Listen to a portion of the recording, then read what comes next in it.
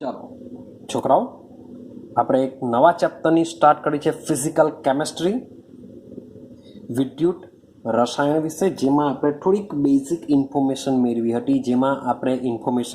પાછું યાદ કરાવું તમને. યાદ કરો, આપણે 2 બીકર લીધા હતા. એક બીકરમાં ભર્યો હતો 1 મોલર ZnSO4નું દ્રાવણ અને બીજા બીકરમાં ભર્યું હતું 1 મોલર કોપર સલ્ફેટનું દ્રાવણ ભર્યું હતું. ZnSO4ના દ્રાવણની અંદર ઝીંકની પટ્ટી રાખી હતી અને કોપર સલ્ફેટના દ્રાવણની અંદર કોપરની પટ્ટી ગોઠવી હતી. આ બંને દ્રાવણોને આપણે ક્ષારક સેતુ દ્વારા જોઈન્ટ કર્યા હતા. ક્લિયર છે? અને આ બેને વોલ્ટમીટર દ્વારા આપણે જોઈન્ટ કરેલા હોય છે. ક્લિયર છે? તો આ બે કોષ એકબીજા સાથે રિએક્શન કરે છે અને રાસાયણિક ઉર્જાનું શામાં રૂપાંતર કરે છે? વિદ્યુત ઉર્જામાં. તો આવા કોષને આપણે શું કહીને આવ્યા? ડેનિયલ કોષ કહીને આવ્યા. તો ખરેખર આ ડેનિયલ કોષને બી કયો કોષ કહેવાય? ગેલ્વેનિક કોષ કહેવાશે.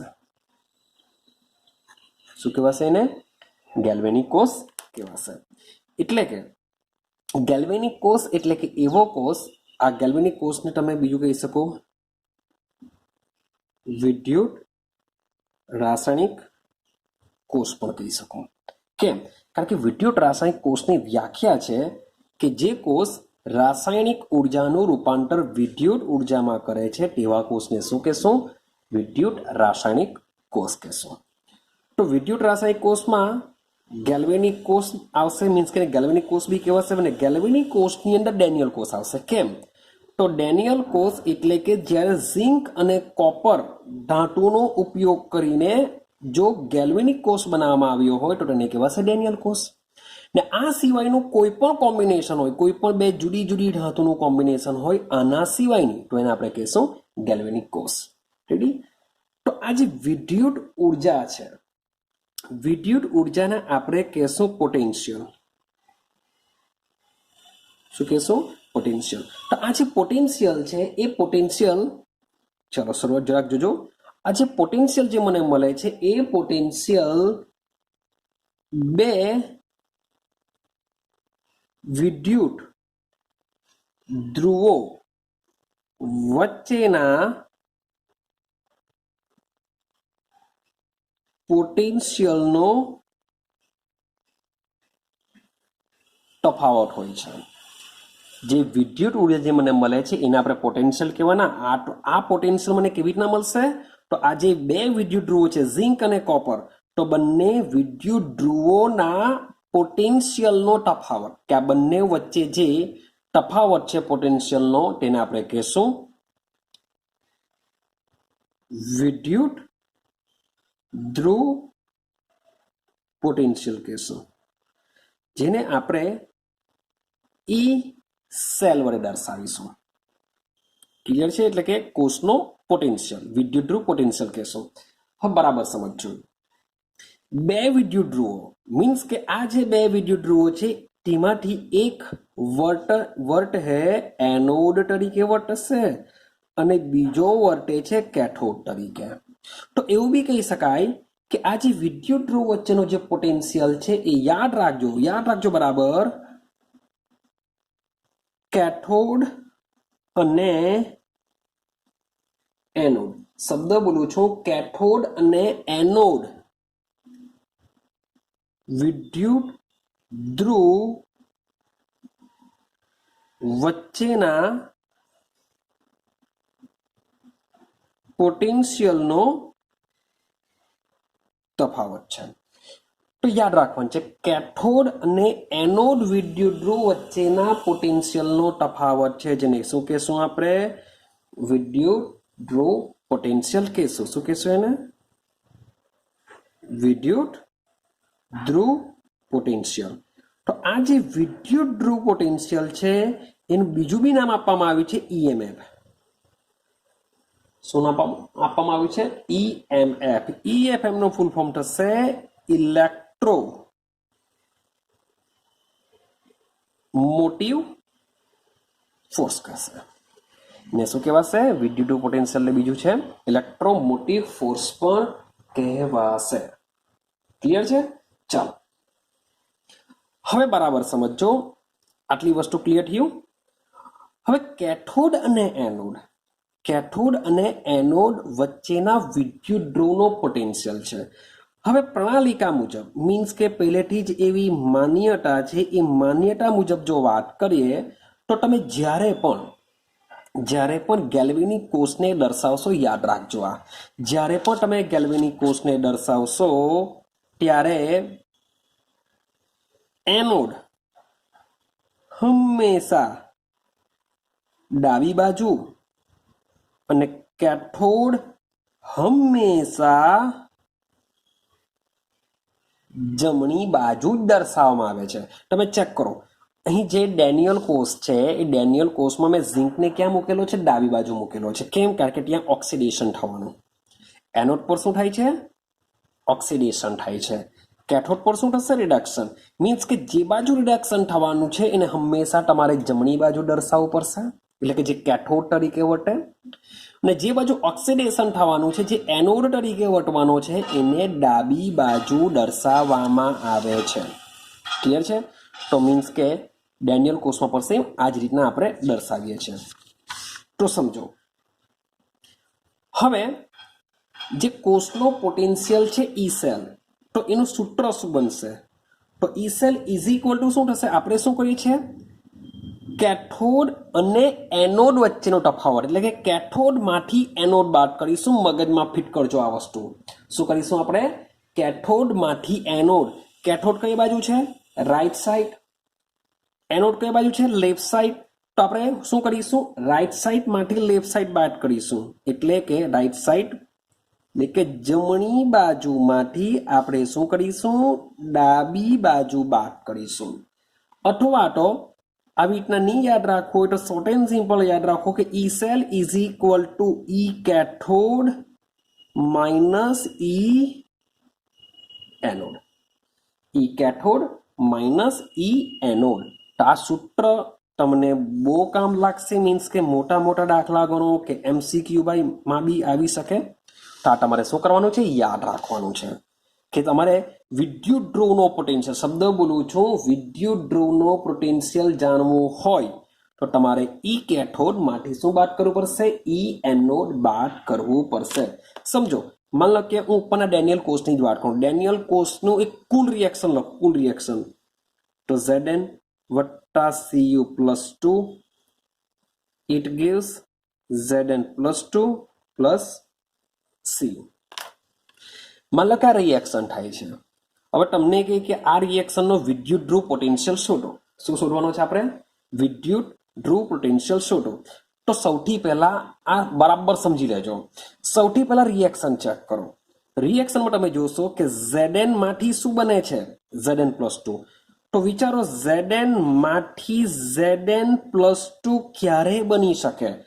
તો Zn ના માથા પર Zn+2 ક્યારે ઉત્પન્ન થાય? જો એ બે ઇલેક્ટ્રોન પોતાના માંથી ગુમાવે તો જ એના માથા ઉપર +2 ઉત્પન્ન થાય.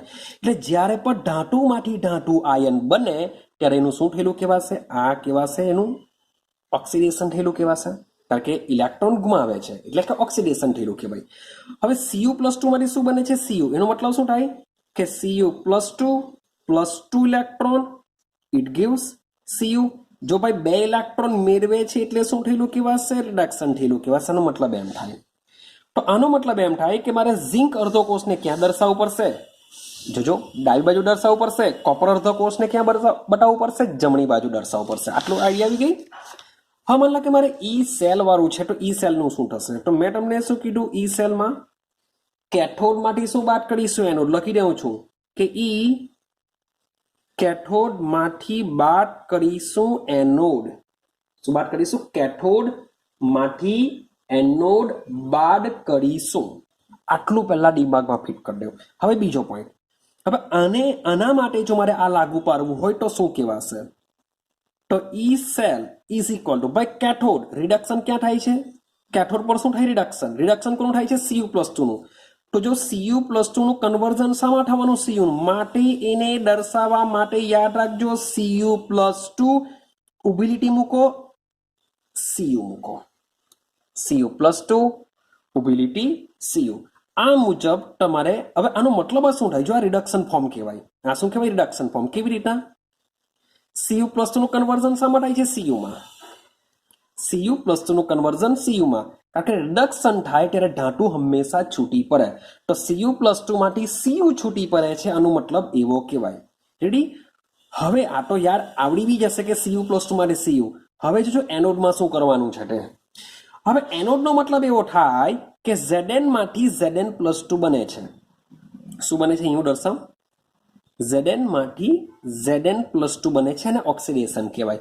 તો આ જાણવા માટે કે આની પર એનોડ પર આ રિએક્શન થવાની છે એ સાચું છે પરંતુ જ્યારે આ સૂત્ર મૂકો ત્યારે આ ફોર્મને પણ તમારે રિડક્શનમાં જ લેવાનું છે મીન્સ કે બંને સામા હોવા જોઈએ રિડક્શનમાં જ હોવા જોઈએ બંને સામા હોવા જોઈએ રિડક્શન ક્યાં બંને ઓક્સિડેશનમાં હોવા જોઈએ ક્યાં બંને રિડક્શનમાં પરંતુ આઈયુપીએસસી સિસ્ટમ દ્વારા રિડક્શનને માન્યતા આપેલ છે રિડક્શનને એસઆઈ પ્રમાણે સ્વીકારેલું છે માટે આપણે આ બંને ફોર્મને રિડક્શનમાં જ લેશું તો ભાઈ કેથોડ પર તો ઓલરેડી રિડક્શન પ્રોસેસ થાય છે માટે આ રીતનું જ હશે રિડક્શન જ હશે પણ જો એનોડ ઉપર એનું ઓક્સિડેશન ફોર્મ છે કારણ કે Zn માંથી Zn+2 બને છે એટલે કે એનું ઓક્સિડેશન થાય છે એવું બતાવે છે તો આપણે આનું કન્વર્ઝન શામાં કરીશું રિડક્શનમાં એટલે કે Zn+2/Zn તો આ શું બતાવશે રિડક્શન મીન્સ કે હું એમ નથી કહેતો કે એનું રિડક્શન થાય છે કોષમાં આનું થશે ઓક્સિડેશન જ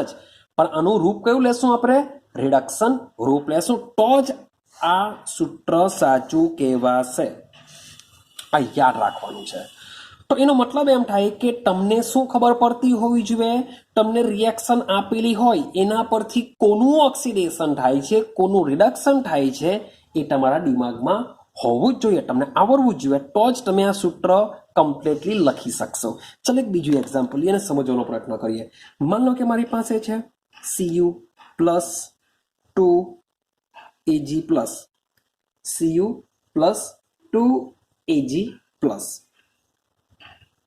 It gives Cu+2 + 2Ag मान लो કે રિએક્શન છે બસ આટલી ખાલી તમને આપી દીધી ભાઈ આ કુલ પ્રક્રિયા કહેવાય યાદ રાખજો કુલ પ્રક્રિયા અથવા રેડોક્સ પ્રક્રિયા બી તમે કહી શકો છો તો માની લે કે આપણી પાસે આ રિએક્શન છે તો આ રિએક્શનને સમજીએ Cu માંથી શું થાય છે Cu+2 બને છે સમજો બરાબર સમજો Cu માંથી બને છે Cu+2 તો Cu માંથી Cu+2 ક્યારે બને ભાઈ Cu 2 ઇલેક્ટ્રોન ગુમાવે તો એનો મતલબ એમ થાય કે ભાઈ 100% નું ઓક્સિડેશન થયેલું છે મીન્સ કે ધાતુમાંથી ધાતુ આયન બને તો ઓક્સિડેશન થયેલું કહેવાય અને ધાતુ આયનમાંથી જો ધાતુ છૂટી પડે તો એનું થયેલું કહેવાય રિડક્શન આટલું ક્લિયર થઈ ગયું હવે આના માટે જો મારે વિદ્યુત ધ્રુવ પોટેન્શિયલ ઈ સેલ જો લખવો તો ઈ સેલ નું સૂત્ર શું છે ઈ cathode minus E anode E cathode માંથી ઈ એનોડ હવે એક બીજું સૂત્ર કેવું સમજો હું મારી રીતના લખું છું E cell is equal to E cathode reduction minus E anode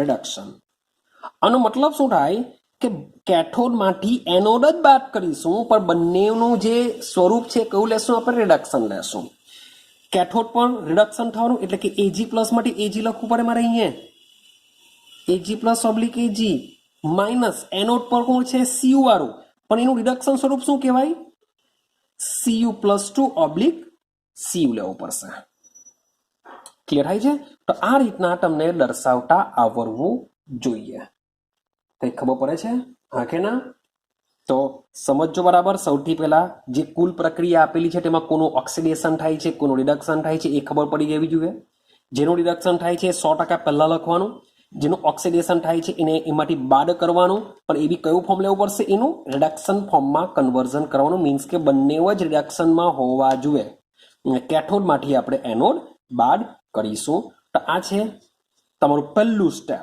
કે ઈ સેલ ગણતા તમને આવડવું જોઈએ છે. રેડી છે? ચાલો હવે બીજી વસ્તુ સમજાવું. તો ભાઈ કોષને મીન્સ કે કયા કોષને પ્રયોગમાં કયા કોષને ક્યાં મૂકવાનો છે એ મેં તમને શીખવાડ્યું કે ભાઈ પાછું અહીંયા રિપીટેશન કરો કે જે એનોડ અર્ધકોષ છે તેને ક્યાં રાખવાનું?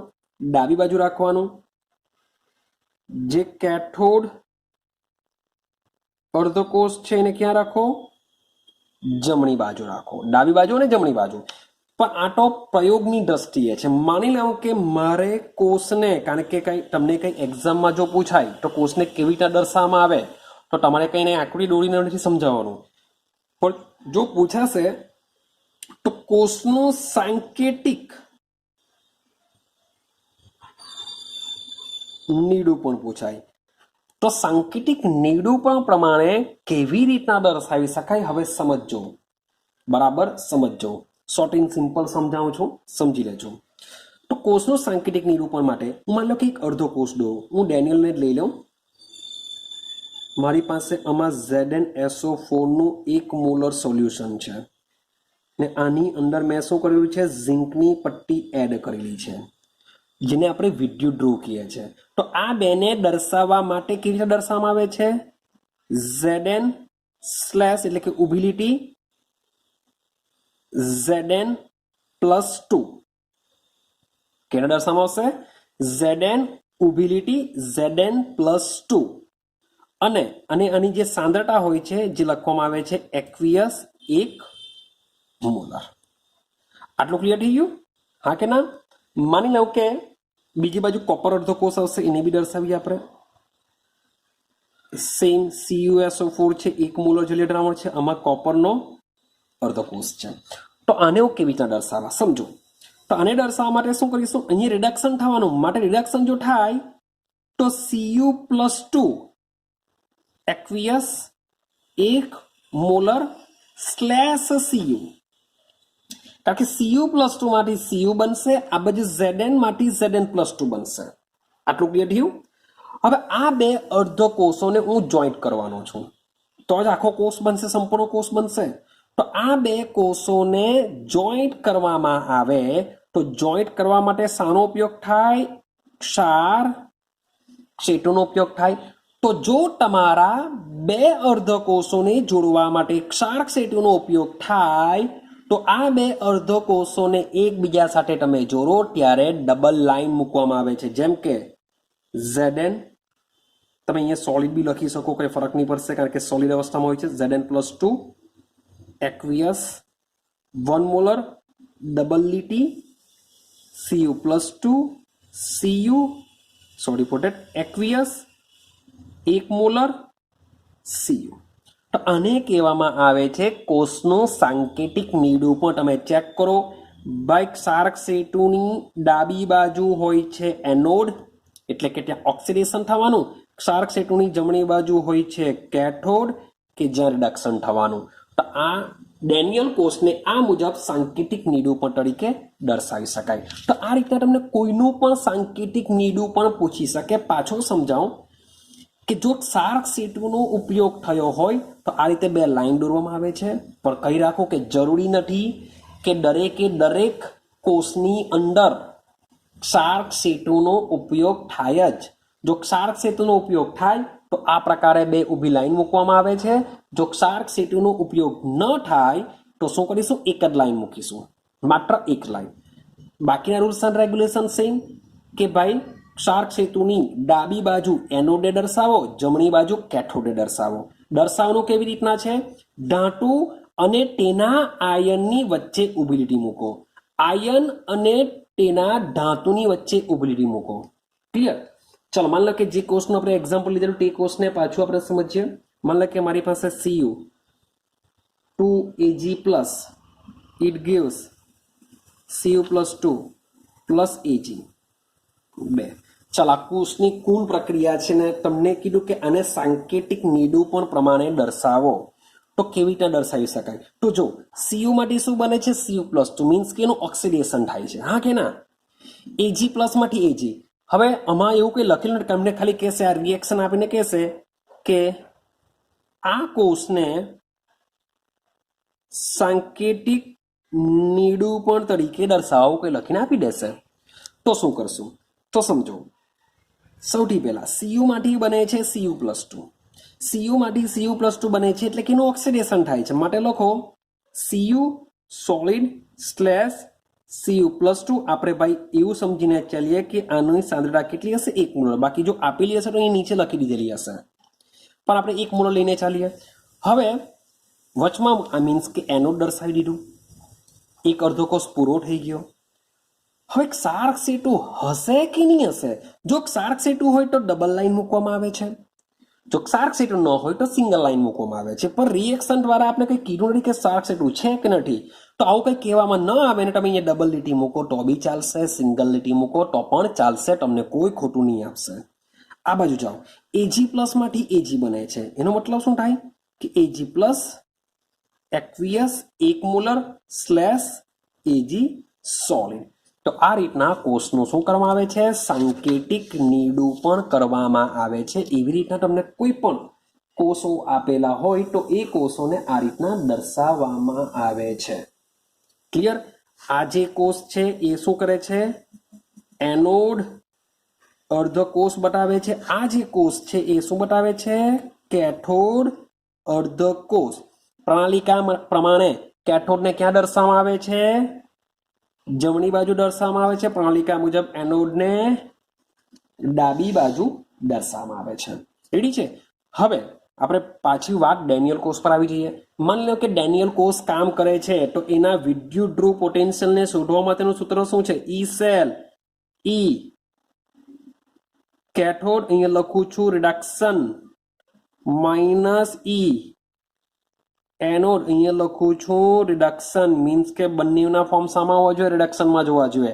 યાદ રાખજો, ક્ષારક આ કોષનું સાંકેતિક નિરૂપણમાં એવું નથી કરવાનું, પણ માત્ર આ સૂત્રમાં જ કરવાનું છે કે જે વિદ્યુત ધ્રુવનો પોટેન્શિયલ છે એ શોધવા માટે બંનેને તમારું રિડક્શનમાં હોવું જોઈએ, ભૂલ કરતા નહીં.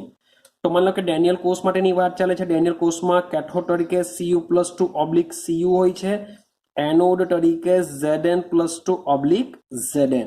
તો આને આ રીતના દર્શાવવામાં આવશે. હવે યાદ કરો, મેં તમને કીધેલું પહેલા જ લેક્ચરમાં કીધેલું કે આ જે ઈ સેલ છે ડેનિયલ કોષમાં, એનો આન્સર 1.1 વોલ્ટ આવે છે.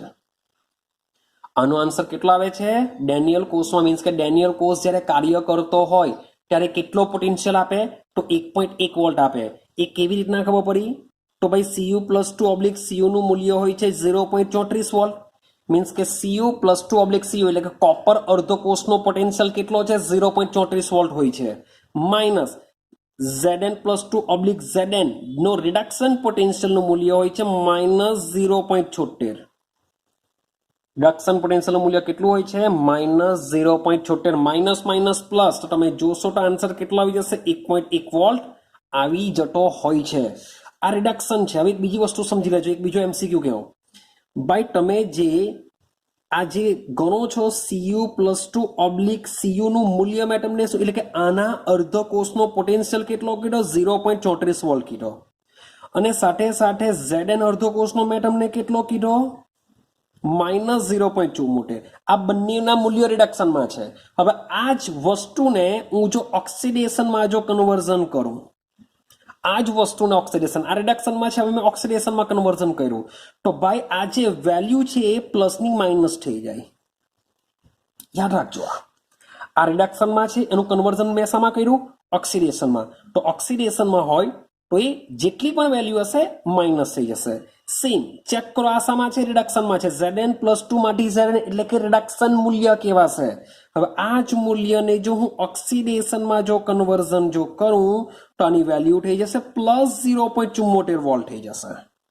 એટલે કે આ જે અર્ધ કોષોના જે મૂલ્ય આપેલા હોય છે એ મૂલ્યનું એકબીજામાં આપણે કન્વર્ઝન કરી શકીએ છીએ. મૂલ્ય સેમ રહેશે, ખાલી નિશાની ચેન્જ થશે. કારણ કે એક્ઝામમાં જરૂરી નથી કે તમને બંનેના જે મૂલ્ય છે રિડક્શનમાં જ આપે. તમને કંઈ બી આપી શકે. એક રિડક્શનમાં આપે, એક ઓક્સિડેશનમાં બી આપે, અથવા બંને ઓક્સિડેશનમાં આપે, અથવા બંને રિડક્શનમાં બી આપે. તમને એનું કન્વર્ઝન કરતા આવડવું જોઈએ. તો જ તમે ઈ સેલ શોધી શકશો. કેથોડમાંથી જે એનોડ બાદ કરવાનું છે તો તમે શોધી શકશો. હવે બીજું એક થોડુંક તમને વાત કરું. હવે સમજો, માની લઉં કે તમને આ બે મૂલ્ય આપ્યા એક્ઝામમાં ને ઈ સેલ શોધવાનો કીધો. તમને બંને અર્ધો કોષોના શું આપ્યું? આ ઓક્સિડેશન પોટેન્શિયલના મૂલ્ય આપ્યા. બંને ઓક્સિડેશન પોટેન્શિયલના મૂલ્ય આપ્યા અને તમને ઈ સેલ શોધવાનું કીધું. હવે આપણું સૂત્ર ખરેખર શું છે? આપણું સૂત્ર છે કે ઈ કેથોડ માઇનસ ઈ એનોડ. ભાઈ હજુ બી કેમ, આ તો ભાઈ ડેનિયલ કોર્સ છે એટલે મે બી તમારા દિમાગમાં ફિટ થઈ ગયું હશે કે Zn નું ઓક્સિડેશન થાય, કોપરનું રિડક્શન થાય. પરંતુ એ સિવાયના કોઈ બી બેને ભેગા કરીને આપી શકે. તો તમે કેવી રીતે નક્કી કરશો? એટલે કે આ કિંમત પરથી કેવી રીતના નક્કી કરશો કે કોનું ઓક્સિડેશન થાય છે, કોનું રિડક્શન થાય છે? તો બરાબર સમજો. તમને જે વેલ્યુ આપેલી છે, સૌથી પહેલામાં પહેલું કામ કરો, આ બંનેને રિડક્શન ના ફોર્મમાં ફેરવવાનો પ્રયત્ન કરો. આ બંને શામાં આપેલા છે? ઓક્સિડેશનમાં આપેલા છે. ખબર પડતી જ હોવી જોઈએ કે Cu માંથી Cu+2 એટલે કે Cu નું ઓક્સિડેશન થાય છે. આમાં Zn માંથી Zn+2 એટલે કે Zn નું ઓક્સિડેશન થાય છે. તો આમાં આનું શું કરવું પડશે? તમારે બંનેને રિડક્શન ફોર્મમાં કન્વર્ઝન કરવું પડે. એટલે કે આ રીતના કન્વર્ઝન કરી નાખો. આ રીતના જો આપેલું તો આ રીતના કન્વર્ઝન કરો. એટલે કે -0.34 નું કન્વર્ઝન થઈ જશે +0.34 માં, અને પ્લસ આપેલું હોય તો માઇનસમાં થાય. મે બી આ માઇનસ હટે તો અહીંયા પ્લસ થઈ જાય. એટલે કે એક સૂત્ર તમને કહી શકું કે ઈ સેલ, માન લો કે આ ઓક્સિડેશન છે, એને is equal to minus E cell reduction થાય, અથવા તો E cell reduction is equal to E cell oxidation minus થશે. એટલે કે બંને મીન્સ કે ઓક્સિડેશનમાં તમે રિડક્શનમાં ચેન્જ કરો ત્યારે પ્લસનું માઇનસ થાય, અથવા તો મે બી માઇનસ આપેલું હોય તો પ્લસમાં થાય. એટલે કે મૂલ્ય સેમ રહેશે, ખાલી નિશાની ચેન્જ થશે. ક્યારે? જો તમે ઓક્સિડેશનમાંથી રિડક્શનમાં જાઓ કે રિડક્શનમાંથી ઓક્સિડેશનમાં જાઓ. તો આ બધી વસ્તુ બી યાદ રાખવાની છે. ચાલો હવે હું તમને સમજાવું છું કે માન લો કે આ વસ્તુ તમને એક્ઝામમાં આપેલું છે ને, આ બે માટે 1 માર્ક્સમાં MCQ નીકળો, ઈ સેલ ગણો એટલે કે વિદ્યુત ધ્રુવ પોટેન્શિયલ ગણો, આવો ક્વેશ્ચન નીકળો. તો શું કરવું પડશે, કેવી રીતના કરવું પડશે? જો તમે આ વેલ્યુ લઈને જો બેઠો કરવા ગયા તો તમારો આન્સર ખોટો પડશે. કેમ? કારણ કે આ જે વેલ્યુ આપેલી છે એ કયા ફોર્મમાં છે?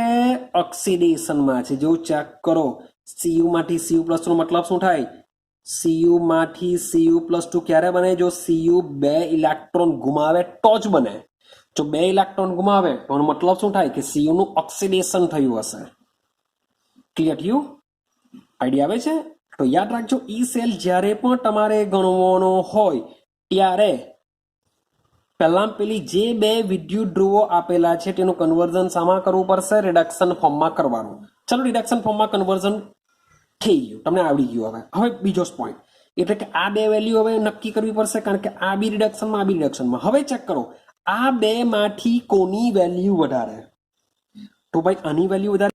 જેની પણ બે માંથી, બે અર્ધકોષોમાંથી જે પણ અર્ધકોષની રિડક્શન પોટેન્શિયલનું મૂલ્ય વધારે તેનું શું થશે? રિડક્શન. ને ઓછાનું શું થશે? ઓક્સિડેશન. યાદ રાખજો, દિમાગમાં ફિટ કરો કે તમને જે બે વેલ્યુ આપેલી હોય, આ બે વેલ્યુમાંથી જે પણ વેલ્યુ વધારે હોય, યાદ રાખજો બંનેને રિડક્શનમાં કન્વર્ઝન કર્યા બાદ જેની પણ વેલ્યુ વધારે હોય તે બનશે કેથોડ તરીકે વર્તે, વધારે વાળું કેથોડ ને ઓછા વાળું એનોડ તરીકે વર્તે. મીન્સ કે આમાં ભાઈ Cu+2 વધારે છે એટલે કે આપણે શું લખવું પડે? Cu+2/Cu લખવું પડે, એનોડ લખવું પડે Zn+2/Zn લખવું પડશે.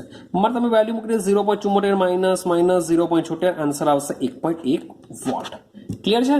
અને જે આપણે પ્રયોગ કરીએ છીએ જેમાં આ વેલ્યુ આવે છે, એમને નથી આવ્યા કે ભાઈ કેથોડની Cu+2/Cu માટે 0.34, એનોડ માટે ભાઈ Zn નું -0.76, આ જે બધી વેલ્યુ છે ક્યાંથી આવી? સવાલ એવો આવે. ક્લિયર છે? સવાલ એવો આવશે કે આ બધી વેલ્યુ કેવી રીતના નક્કી થઈ કે Cu માટે 0.34 લેવાની, Zn માટે 0.76 લેવાની, આ ચાલો ભાઈ ખબર તો પડી ગઈ કે ભાઈ કેથોડમાંથી એનોડ બાદ કરીશું એ સૂત્ર છે, વાંધો નહીં, પણ આ વેલ્યુ ક્યાંથી લાવ્યા કે જે બીજું કે યાદ રાખજો અહીંયા હું શું કરું છું, જે ડેનિયલ કોષ છે ડેનિયલ કોષમાં આપણે કોષનો યાદ રાખજો કોષનો, ચાલો 1 મિનિટ હું જરાક બીજું પેજ લઈ લઉં, ચાલો હું જરાક ફરીથી પાછો ફટાફટ ડેનિયલ કોષને જોડી દઉં. આમાં શું છે યાદ કરી લો, વારંવાર આપણે રિપીટેશન કરીએ છીએ. ZnSO4 CuSO4 સાંદડા 1 મોલર છે ભાઈ. અહીંયા શું હોય છે, ક્ષારક C2 હોય છે. અહીંયા સાની પટ્ટી હોય છે ઝિંકની, અહીંયા સાની પટ્ટી હોય છે કોપરની હોય છે. હવે આ બે પટ્ટીઓને જોડવામાં આવે છે પોટેન્શિયોમીટર સાથે. આ બે પટ્ટીઓને શામાં જોડવામાં આવે છે, પોટેન્શિયોમીટર સાથે જોઈન્ટ કરવામાં આવે છે. અને પોટેન્શિયોમીટર કેટલો વોલ્ટ બતાવે છે, 1.1 વોલ્ટ બતાવે છે. એનો મતલબ એમ થાય કે 1.1 વોલ્ટ એટલે કે આ જે ઈ સેલ છે એની વેલ્યુ કેટલી આવી, 1.1 વોલ્ટ આવી. 1.1 વોલ્ટ.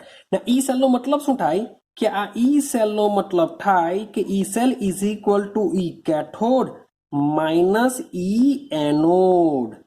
એટલે કે આ બંનેનો તફાવત કેટલો હોય છે, 1.1 વોલ્ટ હોય છે. મીન્સ કે કેથોડ પર કોણ કામ કરે છે, Cu+T/Cu કામ કરે છે, અને એનોડ પર કામ કરે છે Zn+2/Zn. યાદ છે ને, આ સૂત્રમાં આપણે બંનેના રિડક્શન ફોર્મ જ લેશું. હવે મેં તમને કીધું કે Cu+2 ની વેલ્યુ હોય છે 0.34 અને આની વેલ્યુ હોય છે -0.76 વોલ્ટ, આની બી વોલ્ટ, જેના પરથી આન્સર મળે છે 1.1 વોલ્ટ. તો મારો ક્વેશ્ચન એવો છે કે ભાઈ કોપરની વેલ્યુ 0.34 ક્યાંથી આવી, ઝિંકની વેલ્યુ -0.76 ભાઈ ક્યાંથી આવી, અને આ બંનેનો તફાવત ભાઈ પોટેન્શિયોમીટર બતાવશે. એ ના નથી પાડતો, તમે કોઈ બી કોષોને, કોઈ પણ બે અર્ધો કોષોને આ રીતના જોઈન્ટ કરશો તો પોટેન્શિયલ તમને આ રીતના વોલ્ટ બતાવશે. ક્લિયર છે કે જે શું બતાવે છે, આ બંને વિદ્યુત ધ્રુવો વચ્ચેનો તફાવત દર્શાવે છે કે બંને વિદ્યુત ધ્રુવો પર જે રાસાયણિક પ્રક્રિયા થાય છે તેમાંથી જે ઉર્જા ઉત્પન્ન થાય છે એ ઉર્જાનું વિદ્યુત ઉર્જામાં કન્વર્ઝન થઈને તમને આના માટે 1.1 વોલ્ટ મળે, બીજા કોઈ કોષ માટે બીજો કોઈક મળશે.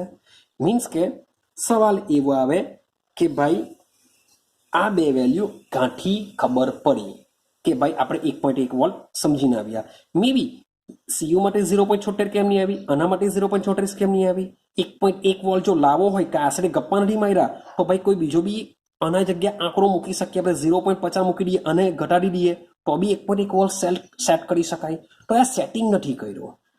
તો હવે પછી આપણે એ જ વસ્તુ સમજવાના છે કે આ બધી વેલ્યુ આવી ક્યાંથી, કે ખાલી Zn અર્ધો કોષની વેલ્યુ -0.76 ક્યાંથી આવી, કોપર અર્ધો કોષની વેલ્યુ 0.34 ક્યાંથી આવી.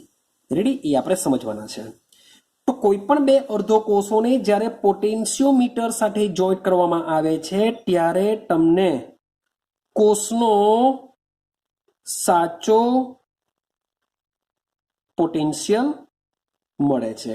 એટલે કે કોષનો સાચો પોટેન્શિયલ શાના વડે મળે છે, પોટેન્શિયોમીટર નામના સાધન વડે. યાદ રાખવાનું છે આ બી કે કોષનો જે સાચો પોટેન્શિયલ છે, સાચો પોટેન્શિયલ તમારે જાણવો હોય કોષનો કેટલો છે તો એ જાણવા માટે શાનો ઉપયોગ થાય છે, પોટેન્શિયોમીટર. મીન્સ કે તમે વોલ્ટ મીટર જોઈન્ટ કરી દો કે ગેલ્વેનોમીટર જોઈન્ટ કરી દો, એના દ્વારા તમને કોષનો સાચો પોટેન્શિયલ મળતો નથી. પણ જો તમે આ બેની જગ્યાએ પોટેન્શિયોમીટર જો ઉપયોગ કરશો તો એ પોટેન્શિયોમીટર દ્વારા તમને કોષનો સાચો પોટેન્શિયલ મળશે. ક્લિયર છે? તો આટલી સુધીનું તમને કોઈ પણ હિસાબે આવડવું જ જોઈએ. આજના ટોપિકમાં આપણે બહુ મજાની વસ્તુ સમજ્યા. સૌથી પહેલા સમજ્યા ઈ સેલને, એટલે કે વિદ્યુત ધ્રુવ પોટેન્શિયલ લીધી છે. અને એટલું જ વસ્તુ યાદ રાખજો કે આ જે વિદ્યુત ધ્રુવ પોટેન્શિયલ હોય છે હંમેશા કેવો હોય છે, પ્રમાણિત હોય છે. હંમેશા કેવો હોય છે, પ્રમાણિત હોય છે. પ્રમાણિત હોય છે એને લીધે જ આપણે અહીંયા ઉપર એક બિંદુ મૂકીએ છીએ, એને આપણે E0 cell, E0 cathode minus E0 anode કહેશું. કારણ કે હંમેશા જે વિદ્યુત ધ્રુવ છે એ એક એકમ તરીકે જ આપણે એને લેશું. એટલે કે જે કોષનો જે વિદ્યુત ધ્રુવ પોટેન્શિયલ છે હંમેશા પ્રમાણિત હોય છે, જેને આપણે પ્રમાણિત વિદ્યુત ધ્રુવ પોટેન્શિયલ E0 સેલથી ઓળખીએ છીએ. રેડી છે? પ્રમાણિત વિદ્યુત પોટેન્શિયલ E0 સેલથી જ આપણે ઓળખીએ છીએ. ચાલો હવે સમજો, આપણે થોડુંક અગાડી જઈએ કે મારો ક્વેશ્ચન એવો ઉભો થયો કે કોપર અર્ધકોષનો પોટેન્શિયલ શા માટે 0.34 આવ્યો? બાય Zn અર્ધકોષનો પોટેન્શિયલ 0.76 કેવી રીતના આવ્યો? અને તમે તમારી બુકમાં જોશો તો આવા અર્ધકોષોના પોટેન્શિયલ દર્શાવતી એક તમને શ્રેણી આપેલી છે. આવા અર્ધકોષોના પોટેન્શિયલ દર્શાવતી શું છે? એક શ્રેણી આપેલી છે. તો સવાલ એવો આવ્યો કે આ શ્રેણીના જે બધા અર્ધકોષો છે એના મૂલ્ય કેવી રીતના આવ્યા? શું થયું? કેમ? તો સમજો, કોઈ પણ એક અર્ધકોષનો પોટેન્શિયલ જાણી શકાતો નથી. કોઈ પણ એક અર્ધકોષનો પોટેન્શિયલ જાણી શકાતો નથી. મીન્સ કે માન લે કે મારી પાસે માત્ર ને માત્ર ZnSO4 છે, આમાં ઝીંકની પટ્ટી મેં ડુબાડી દેલી છે, આની સાથે પોટેન્શિયોમીટર જોઈન્ટ કરી દીધું મેં. તો ભાઈ પોટેન્શિયોમીટર કોઈ પણ મૂલ્ય દર્શાવશે નહીં. કેમ? પોટેન્શિયોમીટર માપે છે કોષનો પોટેન્શિયલ. કોનો માપે છે? કોષનો પોટેન્શિયલ માપે. અને કોષ ક્યારે બને? બે અર્ધકોષોના જોડાણથી રચાય. બે અર્ધકોષોને એકબીજા સાથે ભેગા કરવામાં આવે તો જ સંપૂર્ણ કોષ બને, ને તો જ કોષનો પોટેન્શિયલ જાણી શકાય. મીન્સ કે પોટેન્શિયોમીટર તો જ અમુક ચોક્કસ વોલ્ટ દર્શાવશે. એટલે કે કોઈ પણ એક અર્ધકોષનો પોટેન્શિયલ જાણી શકાતો નથી, કારણ કે કોષનો જે પોટેન્શિયલ છે E0 સેલ એ હંમેશા બે અર્ધકોષોના વિદ્યુત ધ્રુવ વચ્ચેના પોટેન્શિયલનો તફાવત માપે છે. બે અર્ધકોષોના વિદ્યુત ધ્રુવના પોટેન્શિયલનો તફાવત જ માપે છે. એટલે કે કોઈ પણ એક અર્ધકોષનો પોટેન્શિયલ જાણી શકાતો નથી. રેડી? તો હું સૂત્ર લખું કે E0 cell is equal to E0 cathode minus E0 anode. હવે સવાલ એવો આવે કે કેવી રીતના E0 સેલ, તો મને ખબર પડી જશે, કારણ કે હું કોઈ પણ બે અર્ધકોષોને જોઈન્ટ કરા તો E0 સેલ એટલે કે પોટેન્શિયોમીટર 100% કઈ ને કઈ વેલ્યુ બતાવશે. કોઈ પણ બે અર્ધકોષોને જોઈન્ટ કરા તો જે પોટેન્શિયોમીટર છે, પોટેન્શિયોમીટર શું કરશે? કોઈ બી પોટેન્શિયલ બતાવશે. મીન્સ 2.3, માન લો કે 2.5 વોલ્ટ બતાવ્યું. તો સવાલ એવો આવે કે મેં જે બે અર્ધકોષોને જોઈન્ટ કરેલા છે એમાંથી કોનો કેટલો હશે? કેથોડનો કેટલો હશે? એનોડનો કેટલો હશે? કે જેને બાદ કરવાથી મને 2.5 વોલ્ટ મળશે, એ ખબર નહીં પડે. તો એનો મતલબ એમ થાય કે આ બેમાંથી કોઈ એકનો જો E0 સેલ એટલે કે કોષનો પોટેન્શિયલ જાણતા હોઈએ તો માપી શકાય. માન લો કે મારી પાસે આનો જો પોટેન્શિયલ હોય, આનો જો હોય તો અહીંયા જો મૂકી દઉં, 2.5 માંથી બાદ કરી દઉં તો મને આનો મળી જશે. હા કે ના? અથવા આનો જો મને ખબર હોય તો આને હું આ બાજુ લઈ જાઉં એટલે પ્લસ થઈ જાય, આમાં એડ કરું, સોરી ફોર ધેટ, હા, અને હું આ બાજુ લઈ જાઉં પ્લસ કરી દઉં તો મને આ મળી જશે. એટલે બેમાંથી કોઈ એકનો જો E0 સેલ જાણતા હોઈએ તો બીજાનો મળી શકે.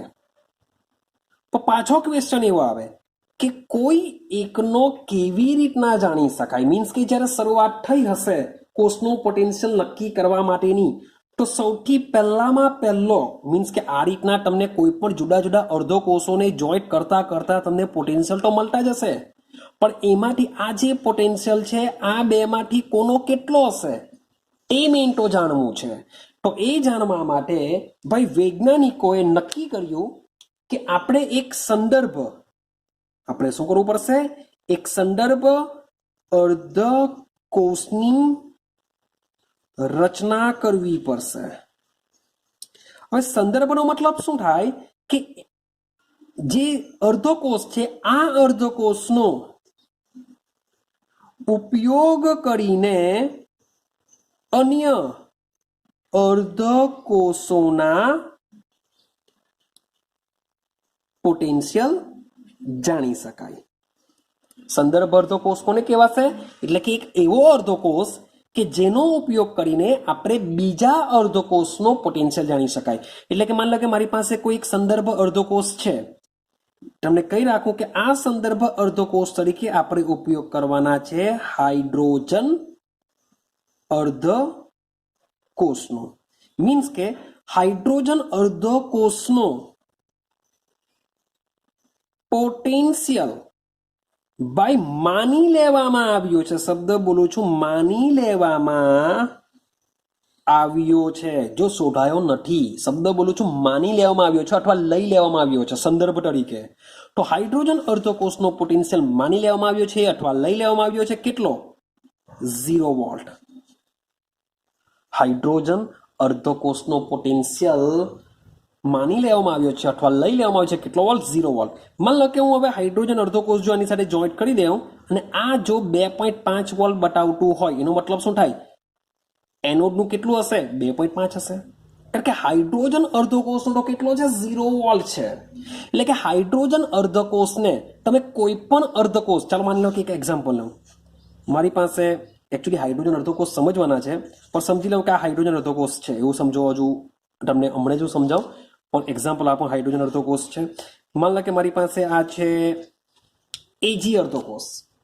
મારી પાસે શું છે? આ એજી અર્ધકોષ છે. ક્લિયર છે? તો જ્યારે હાઇડ્રોજન અર્ધકોષને એજી અર્ધકોષ સાથે જોઈન્ટ કરવામાં આવે છે ત્યારે આ માની લો કે આનો વિદ્યુત ધ્રુવ, આનો વિદ્યુત ધ્રુવ, અને જ્યારે જોઈન્ટ કરા ત્યારે અહીંયા મૂકવું પોટેન્શિયોમીટર. તો આ પોટેન્શિયોમીટર વોલ્ટ બતાવશે 80 volt. Sorry for that, 0.8 volt. ચાલો એવું લઈએ આપણે. 80 વોલ્ટ બહુ મોટો કહેવાય ભાઈ. તો શું બતાવશે? 0.8 વોલ્ટ જેટલું પાવર આપશે, વોલ્ટેજ આપશે. તો એનો મતલબ શું થાય કે આ જે છે એ ખરેખર કોની વેલ્યુ છે? E0 સેલની વેલ્યુ છે. E0 વેલ્યુ કેટલી આવી? 0.80 વોલ્ટ આવી. તો E0 સેલનો મતલબ શું થાય? E0 સેલ એટલે કે E0 cathode minus E0 anode થવાનું. કેથોડમાંથી એનોડ બાદ કરીશું. માની લો કે કેથોડ તરીકે વર્તે છે એજી. તો E0 AG plus oblique AG minus E0 H plus oblique H2 બંનેના રિડક્શનમાં જોવા જોઈએ. હવે આની મારે જાણવી છે, આની વેલ્યુ મારે જાણવી છે ભાઈ. તો જ એને સંદર્ભ કહેવાશે ને. તો એજી પ્લસ ઓબ્લિક એજી, આની વેલ્યુ 0.0 વોલ્ટ સ્વીકારી લીધેલી છે તો જ આ વેલ્યુ 0.80 વોલ્ટ થશે. તો આનો મતલબ શું થાય કે આ જે એજી પ્લસ છે એની વોલ્ટેજ કેટલો હશે? અર્ધકોષનો 0.80 હશે. આઈડિયા આવે? તો આ રીતના જો હું પ્રમાણિત હાઇડ્રોજન અર્ધકોષોને, પ્રમાણિત શબ્દ બોલું છું, પ્રમાણિત હાઇડ્રોજન અર્ધકોષો દ્વારા જુદા જુદા વિદ્યુત ધ્રુવોના રિડક્શન પોટેન્શિયલની એક ઉતરતા ક્રમની એક શ્રેણી બનાવવામાં આવી.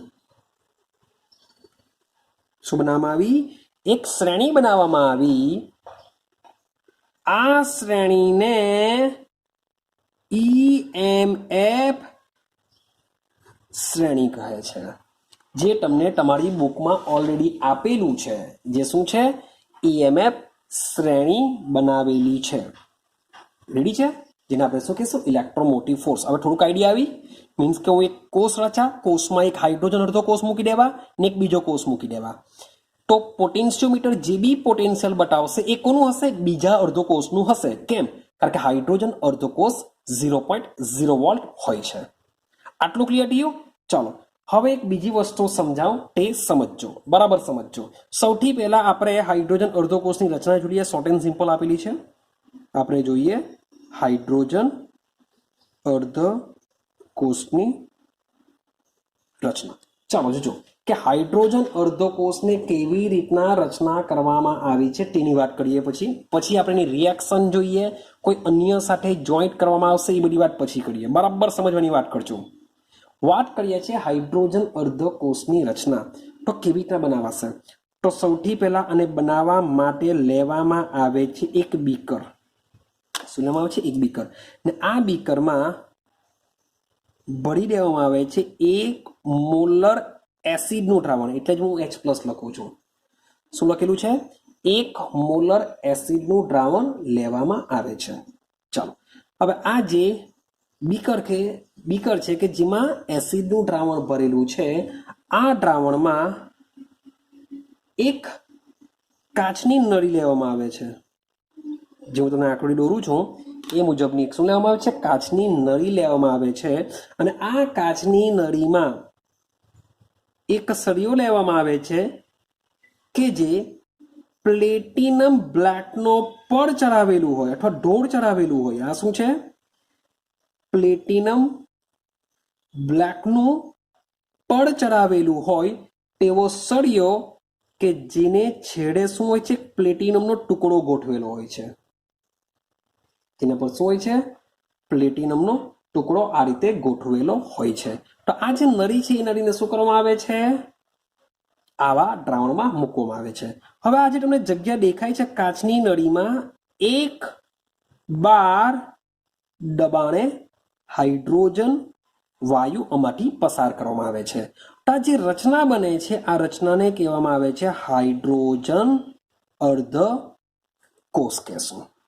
આ રચનાને શું કહેશું? હાઇડ્રોજન અર્ધકોષ. પાછળ રિપ્રેઝન્ટ કરું કે પ્રમાણિત હાઇડ્રોજન વિદ્યુત ધ્રુવ, જે આ પ્રમાણિત હાઇડ્રોજન વિદ્યુત ધ્રુવ છે એ પ્લેટિનમ બ્લેકનું પડ ચઢાવેલ પ્લેટિનમ વિદ્યુત ધ્રુવ છે. અને આ વિદ્યુત ધ્રુવને એસિડના દ્રાવણમાં ડુબાડવામાં આવે છે કે જેમાંથી ત્યાં 1 બાર દબાણે H2 વાયુ પસાર કરવામાં આવે છે. ચાલો હવે બરાબર સમજવાનો પ્રયત્ન કરજો. તો માનીએ કે આ હાઇડ્રોજન અર્ધકોષને હવે હું શું કરા? અન્ય અર્ધકોષ સાથે જોઈન્ટ કરા. તો આ જે હાઇડ્રોજન અર્ધકોષ છે એનું ઓક્સિડેશન પણ થઈ શકે છે. એટલે કે અન્ય અર્ધકોષનું જો રિડક્શન થાય તો એનું ઓક્સિડેશન થશે, અથવા જો આ અર્ધકોષનું રિડક્શન થાય તો અન્ય અર્ધકોષનું ઓક્સિડેશન થશે. એટલે કે આનું ઓક્સિડેશન પણ થઈ શકે છે, રિડક્શન પણ થઈ શકે છે. તો આ બંને કિસ્સામાં, બંને સ્વરૂપોમાં તેની જે સાંદ્રતા છે એ સાંદ્રતા કેવી રહેશે? અચળ જળવાઈ રહે છે. મીન્સ કે બંને વસ્તુ થઈ શકે છે. હવે સમજો બંનેની રિએક્શન સમજીએ. માન લો કે આ અર્ધકોષનું ઓક્સિડેશન થતું હોય તો બરાબર સમજો. હું ક્વેશ્ચન પૂછવાનું છું હમણાં, તમે કેટલો સમજ્યા એ ખબર પડશે મને. તો માની લો કે આનું શું થાય છે? ઓક્સિડેશન થાય છે. આનું જો ઓક્સિડેશન થાય એટલે કે શું થશે? ઓક્સિડેશનની રિએક્શન કે H2 છે, H2 માંથી ભાઈ H+ ઉત્પન્ન થાય. H2 માંથી H+ ઉત્પન્ન થયો એટલે કે 1 ઇલેક્ટ્રોન. અહીંયા 2 હાઇડ્રોજન છે માટે મારે 2 મૂકવા પડશે. વીજભાર બેલેન્સ કરવા માટે મારે 2 ઇલેક્ટ્રોન મૂકવા પડશે. તો આ જે રિએક્શન છે, રિએક્શનને શું કહેવાશે? ઓક્સિડેશન અર્ધ પ્રક્રિયા કહેવાશે. આને શું કહેવાશે? ઓક્સિડેશન અર્ધ પ્રક્રિયા. માન લો કે આ જ અર્ધકોષનું જો રિડક્શન થતું હોય ત્યારે શું કરવાના? તો ત્યારે લખવામાં આવે છે H+ electron, it gives H2. બનશે તો 100% H2 જ બનશે. અને અહીંયા બી આપણે હાઇડ્રોજન વાયુ પસાર કરીએ છીએ H2.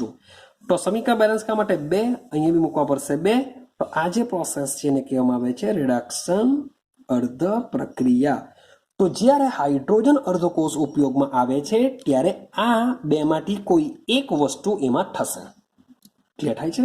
ચાલો, ઓક્સિડેશન થશે ત્યારે H+ એટલે કે દ્રાવણમાં H+ આયન આવશે. રિડક્શન થશે ત્યારે H+ આયન આની સપાટી પર જશે અને H2 વાયુ ઉત્પન્ન કરશે. આવું કંઈક સમથિંગ સિસ્ટમ થાય છે. ચાલો હવે સૌથી પહેલા આને કેવી રીતના દર્શાવવામાં આવે છે એ બી તમને કહી રાખું કે આને દર્શાવવામાં કેવી રીતના આવે છે. તો હાઇડ્રોજન અર્ધકોષ જ્યારે પણ આપેલો હોય છે ત્યારે દર્શાવવામાં આવે છે પ્લેટિનમ ઓબ્લિક H2, અહીંયા લખવામાં આવે છે 1 ઓબ્લિક H+ 1 મોલ. તો આટલું જો દર્શાવેલું હોય H2 માંથી H+ બને છે એટલે કે આ કયું ફોર્મ આપેલું કહેવાય? ઓક્સિડેશન ફોર્મ આપેલું કહેવાશે. Same H+ oblique H2 1 platinum અહીંયા આવશે 1 મોલર સાંદ્રતા. તો આ રીતના જો આપેલું હોય તો આ રિડક્શન ફોર્મ કહેવાશે. Oxidation form, reduction form.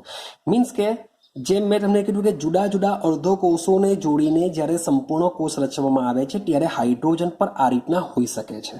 Clear છે? તો મેં તમને ઓક્સિડેશન હોય તો આ રીતના આવશે, રિડક્શન હોય તો આ રીતના આવશે. હવે મારો ક્વેશ્ચન બરાબર સમજજો. ચલો માની લેજો બરાબર કે હું પકડીને ચાલુ કોપર અને ઝિંકને, કારણ કે એની વેલ્યુ 0.34 અને 0.76 કેવી રીતના આવી એને સમજવાનો પ્રયત્ન કરીએ છીએ. હવે એટલું તો ખબર પડી ગઈ કે આ બંનેને આપણે કરવું શું પડશે? હાઇડ્રોજન ધ્રુવ સાથે જોઈન્ટ કરવું પડશે. શું કરવું પડશે? આપણે હાઇડ્રોજન ધ્રુવ સાથે જોઈન્ટ કરવું પડશે. હાઇડ્રોજન અર્ધકોષ સાથે જોઈન્ટ કરવું પડશે. હું હાઇડ્રોજન અર્ધકોષ દર્શાવું છું. ચાલો, આ છે આપણું H+ ધરાવતું દ્રાવણ. ક્લિયર છે? હવે સમજો, માની લો કે અહીંયા હું જોઈન્ટ કરું છું આની સાથે ZnSO4 નું, અહીંયા મૂકી દઉં છું ઝિંકની પટ્ટી. ચલો કોપર સલ્ફેટ લઈ લઈએ. CuSO4 લઉં છું અને અહીંયા લઈ લઉં છું કોપરની પટ્ટી લઈ લઉં છું. આ થોડુંક કોષને લંબાવી દઉં. માની લો કે થોડીક સાર્ક સીટુ માટે જગ્યા મારી રહી નહીં. મતલબ કે સાર્ક સીટુ બી છે. ચાલો સમજી લઈએ કે આ સાર્ક સીટુ છે એવું સમજીને ચાલો. રેડી છે? સાર્ક સીટુ છે. આ બંનેને મેં શાના વડે જોઈન્ટ કરેલું છે? પોટેન્શિયોમીટર વડે મેં જોઈન્ટ કર્યું છે. હવે ભાઈ પોટેન્શિયોમીટર અહીંયા ચોક્કસ વોલ્ટેજ બતાવશે. પોટેન્શિયોમીટર શું કરશે? વોલ્ટેજ બતાવશે. કેટલું બતાવશે? 0.34 વોલ્ટ બતાવશે. 100%ની વાત છે. સેમ આની સાથે હું બીજી કન્ડિશન જો, બીજી એક વસ્તુ તમને કમ્પેરિઝન કરાવું. હવે હું આખી આંકડી હાઇડ્રોજન અર્ધકોષની દોરતો નથી. આ સમજો હાઇડ્રોજન અર્ધકોષ છે. રેડી? આ એક પટ્ટી છે, મીન્સ કે આ વાયર છે. ને આ બાજુ લઈ લઉં છું હવે હું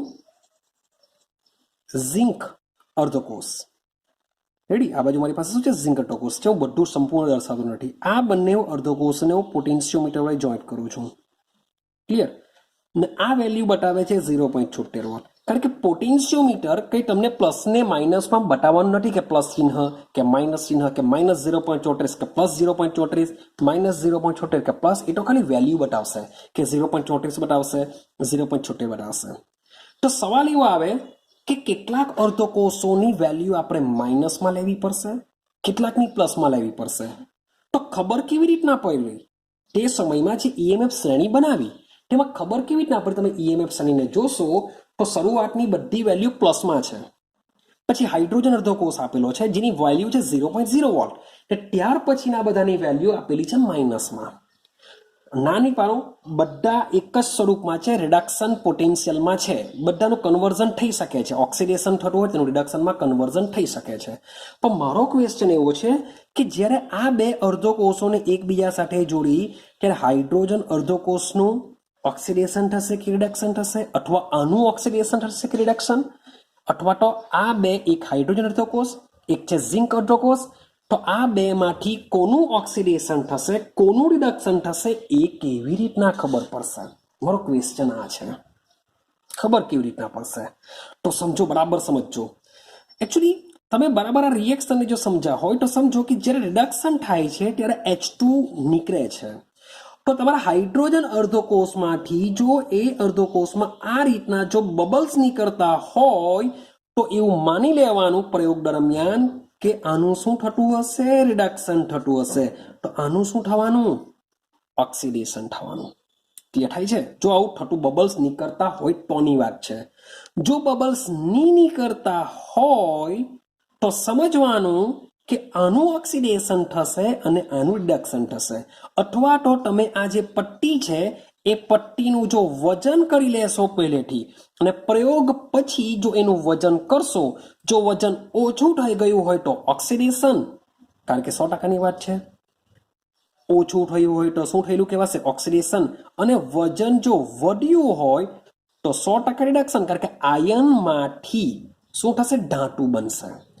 તો આ કન્સેપ્ટને આધારે નક્કી થયેલું કે ભાઈ કોનું શું થયું હશે? ઓક્સિડેશન થયું હશે કે રિડક્શન થયું હશે, જે આના પરથી આઈડિયા આવતી હોય છે. ચાલો એક બીજી વસ્તુ સમજો. માની લો કે હાઇડ્રોજન અર્ધકોષને, હું શબ્દ જોજો બરાબર સમજવાનો પ્રયત્ન કરજો. હવે હું શું કહું છું કે જે હાઇડ્રોજન અર્ધકોષ છે તેને હું શું કરું છું? કોપર અર્ધકોષ સાથે જોઈન્ટ કરેલો છે. ત્યારે ખરેખર આ જે કોપર અર્ધકોષ છે, કોપર અર્ધકોષનું શું થાય છે? રિડક્શન થાય છે. અને હાઇડ્રોજન અર્ધકોષનું શું થાય છે? ઓક્સિડેશન. મીન્સ કે અહીંયાથી તમને આ જાતના બબલ્સ છે જોવા મળતા નથી. ઓન પેપર આ રીતની રિએક્શન થાય છે. અને વોલ્ટમીટર કેટલો બતાવશે? 0.34. મીન્સ કે તમારા કોપર અર્ધકોષનું રિડક્શન જ થવું જોઈએ. રિડક્શન થાય છે ને વેલ્યુ 0.34 બતાવે, માટે નક્કી થયું કે E0Cu+2/Cu નું મૂલ્ય કેટલું લઈ લેવું? 0.34 લઈ લેવું. ખબર પડી કેવી રીતના વેલ્યુ આ ડિસાઇડ થયેલી છે? તે હાઇડ્રોજન અર્ધકોષ સાથે જોડી દેવું. પ્રયોગ દરમિયાન ખબર પડી જ જશે કે કોનું ઓક્સિડેશન, કોનું રિડક્શન થવાનું. જો હાઇડ્રોજનનું જો ઓક્સિડેશન થતું હોય તો આ જે વેલ્યુ છે એ વેલ્યુને બેકથી જ લખી દેવામાં આવતી હોય છે. પ્લસ કે માઇનસ, જે છે તે માઇનસ કરવામાં આવતું નથી. ક્લિયર થયું? હવે Zn વાળું જોજો, તમને આઈડિયા થોડીક આવી જશે કે હું તમને શું સમજાવવા માંગુ છું તેની આઈડિયા આવી જશે.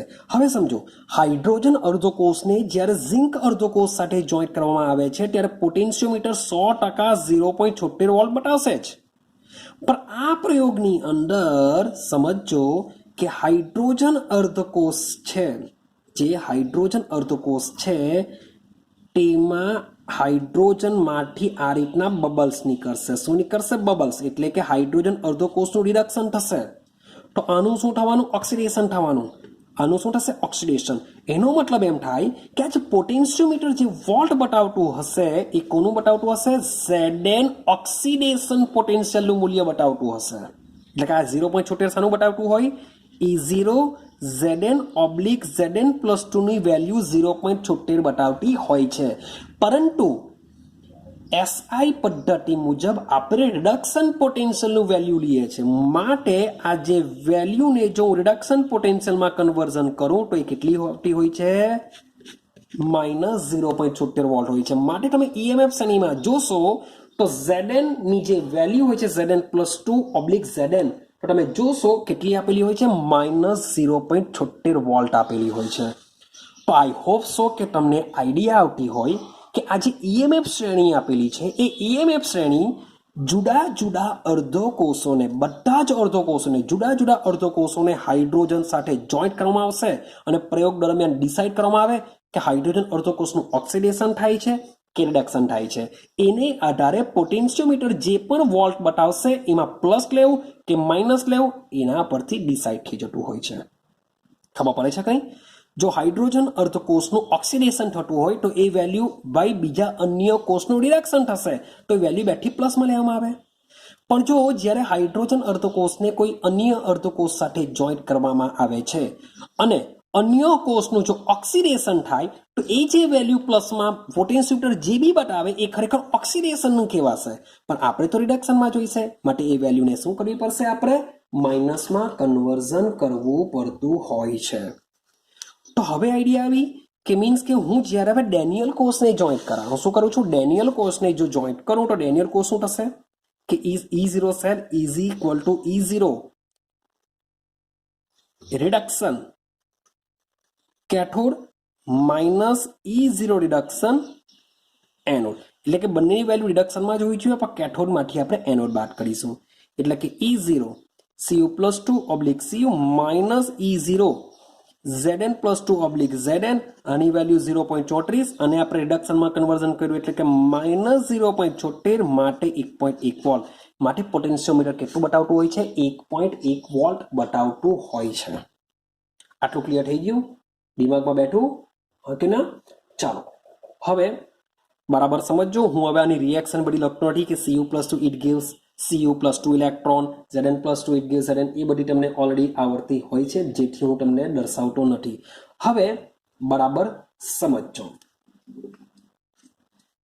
आनो मतलब एम थाय आ बेने पाछुं विचारीए कि आमां छे H+ आयन અને આમાં છે Cu+2 આયન। જ્યારે હાઇડ્રોજન અર્ધકોષને કોપર અર્ધકોષ સાથે જોઈન્ટ કરીએ છીએ આપણે, ત્યારે હાઇડ્રોજન અર્ધકોષના દ્રાવણમાં હોય છે H+ આયન અને કોપર અર્ધકોષના દ્રાવણમાં હોય છે Cu+2 આયન। હવે હાઇડ્રોજન અર્ધકોષનું શું થાય છે વિચારો? ઓક્સિડેશન થાય છે જ્યારે કોપર સાથે જોડી રહ્યા। આનું શું થાય છે? ઓક્સિડેશન થાય છે। આનું શું થાય છે? રિડક્શન થાય છે। તો એનો મતલબ એમ થાય કે જે Cu+2 છે, Cu+2 આયન છે એ H+ કરતા સહેલાઈથી રિડક્શન પામે છે। જે Cu+2 છે એ Cu+2 શું કરશે? સહેલાઈથી H+ કરતા રિડક્શન પામે છે।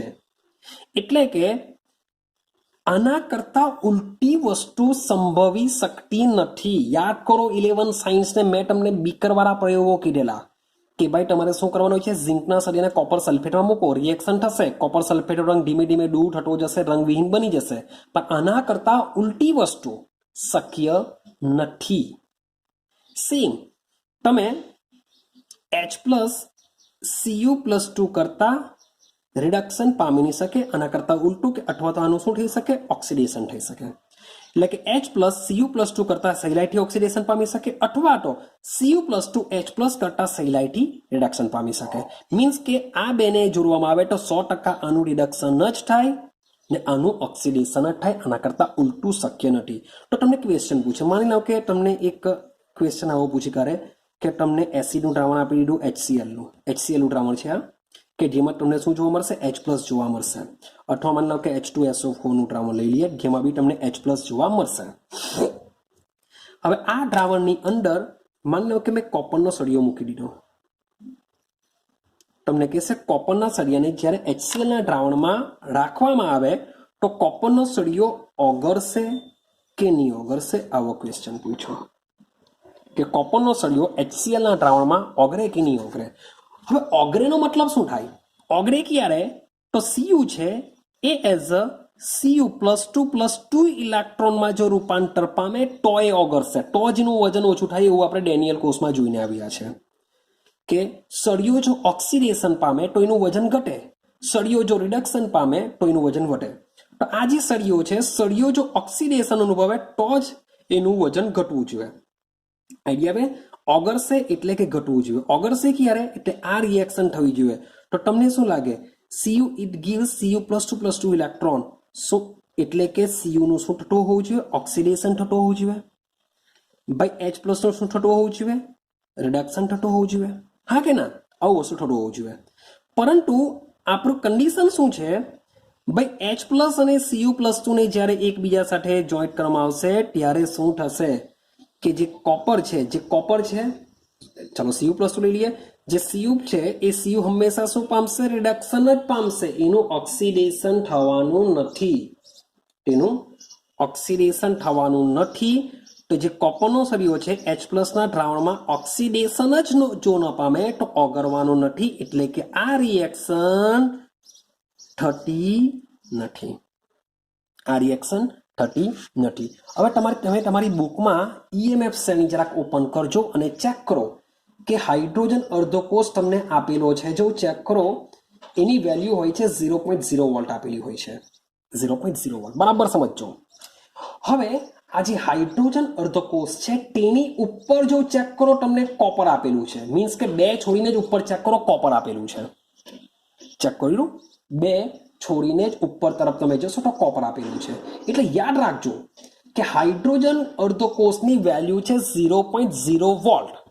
હવે એની ઉપરના કોઈ પણ તમે સળિયો લઈ લો, કોઈનો પણ તમે સળિયો લઈ લેવ અને એને જો તમે H+ ના દ્રાવણમાં નાખો, H+ ના દ્રાવણમાં નાખો તો રિએક્શન પોસિબલ થશે નહીં।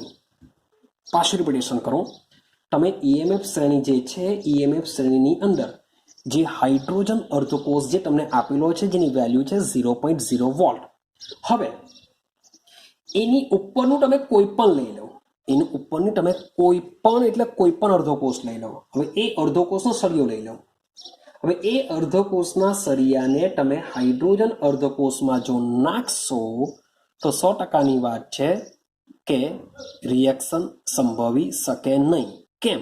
કારણ કે મેં તમને શું કીધેલું છે કે બે અર્ધકોષમાં જેનું મૂલ્ય વધારે તેનું હંમેશા શું થશે? રિડક્શન થશે.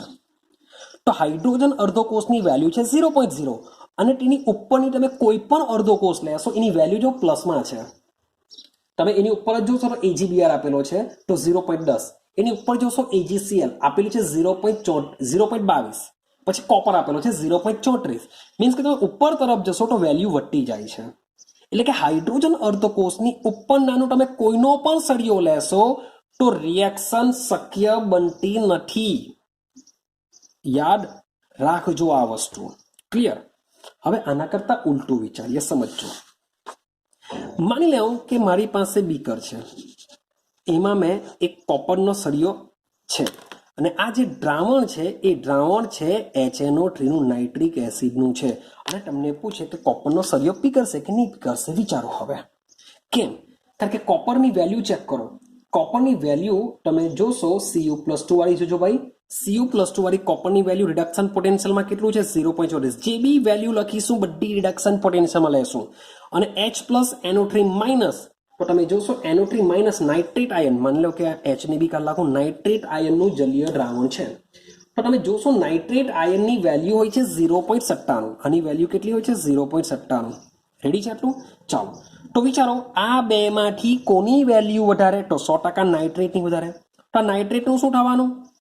રિડક્શન થવાનું. તો સળિયાનું શું થવાનું? ઓક્સિડેશન થશે. ને સળિયાનું જો ઓક્સિડેશન થાય તો ભાઈ 100% શું થશે? એ પીગળશે. એટલે કે રિએક્શન શક્ય છે. આ શું છે?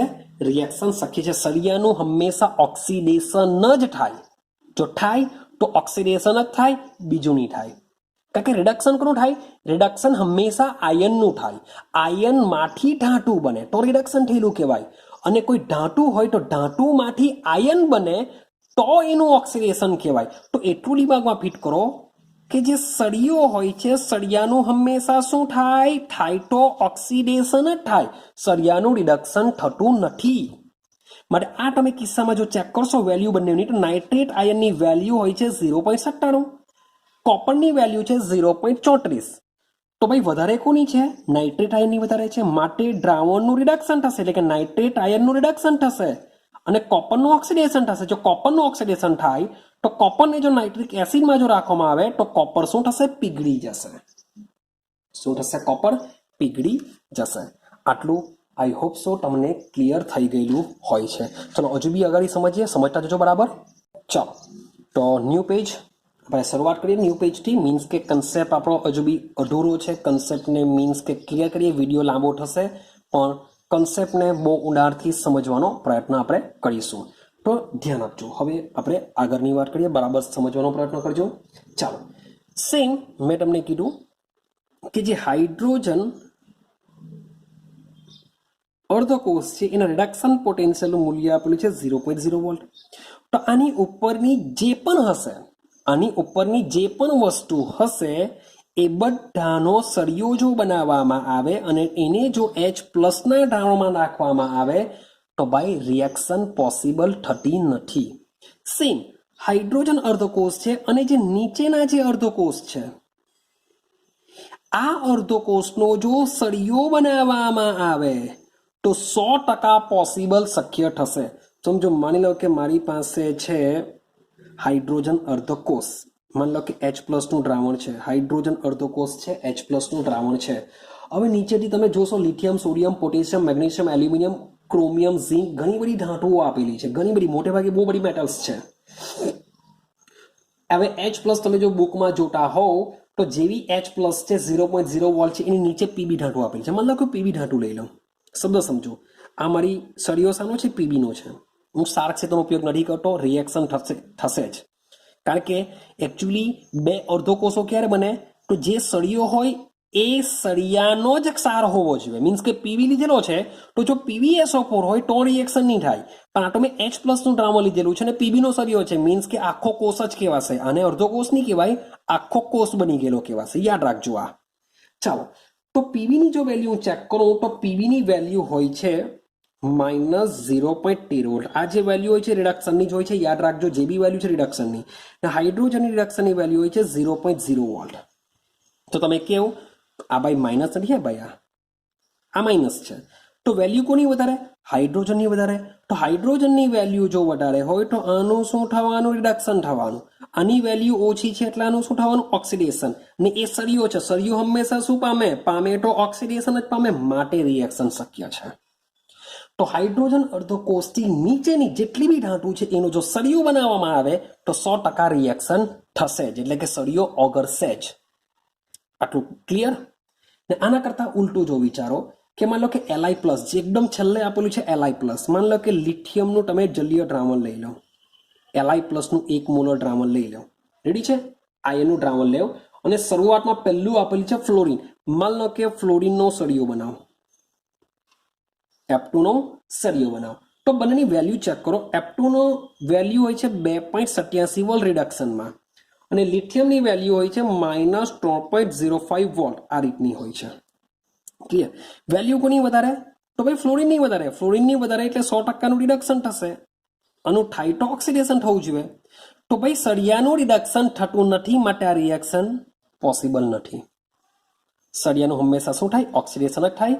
આમાં વેલ્યુ હોય છે વધારે છે, સળિયાની વેલ્યુ વધારે આપેલી છે, માટે પોસિબલ નથી. પણ આના કરતાં ઉલટું વિચારીએ. ઉલટુમાં શું થશે? માની લો કે હું હવે F- નું દ્રાવણ લઈ લઉં, F- અને સળિયા તરીકે લઈ લઉં છું લિથિયમનો સળિયો લઈ લઉં છું. લિથિયમના સળિયાની વેલ્યુ તમને ખબર જ છે કે -3.05. જે ફ્લોરિન આયન છે એ આયનની વેલ્યુ આપેલી છે -2.87 વોલ્ટ. તો સીધી સિમ્પલ વસ્તુ છે, આની વેલ્યુ વધારે એટલે કે આનું રિડક્શન થશે, આની વેલ્યુ ઓછી એટલે કે આનું ઓક્સિડેશન થશે.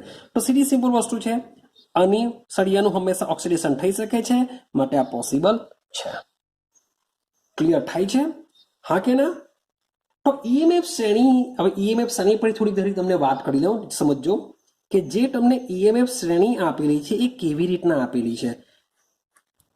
તો જેટલા પણ અર્ધકોષો મહત્વના, મીન્સ કે ઇમ્પોર્ટન્ટ અર્ધકોષોની તમને વાત કરેલી છે આમાં. તો જેટલા પણ અર્ધકોષો આપેલા છે એ અર્ધકોષોની વેલ્યુ બાય હાઇડ્રોજન દ્વારા મેળવાયેલી છે, માટે એને સંદર્ભ અર્ધકોષ હાઇડ્રોજનનો ઉપયોગ કરીને મેળવાયેલું હોવાથી તેને EMF શ્રેણી કહેવાશે. ને આ શ્રેણીની વેલ્યુ તમે ચેક કરશો તો બાય રિડક્શન પોટેન્શિયલના ઉતરતા ક્રમમાં ગોઠવેલી છે. બરાબર ચેક કરો, તમે જોશો વેલ્યુ. રિડક્શન પોટેન્શિયલનો ઉતરતો ક્રમ. સૌથી પહેલો આપેલો છે F2. F2 શું કરે છે? 2 ઇલેક્ટ્રોન મેળવીને 2F- માં રૂપાંતર થાય છે. એની વેલ્યુ સૌથી વધારે આપેલી છે 2.87 આપેલી છે. ત્યાર પછી ચેક કરશો 1.81, 1.78, સો ઓન, ઘટી સીધી લિથિયમ પાસે જશે. Li plus electron, it gives Li, અને એ વેલ્યુ હોય છે -3.05. શું આપેલી હોય છે? -3.05 વેલ્યુ આપેલી હોય છે. મીન્સ કે આ જે શ્રેણી છે એ શ્રેણીમાં રિડક્શન પોટેન્શિયલના ઉતરતા ક્રમમાં વિદ્યુત ધ્રુવોનો પોટેન્શિયલને ગોઠવવામાં આવ્યો છે. કે પહેલા F2, કારણ કે એમાં વેલ્યુ વધારે છે, પછી ઘટી તમને વેલ્યુ દર્શાવવામાં આવી છે. આટલું ક્લિયર થઈ ગયું? સેમ હવે સમજો. તો આ શ્રેણીમાં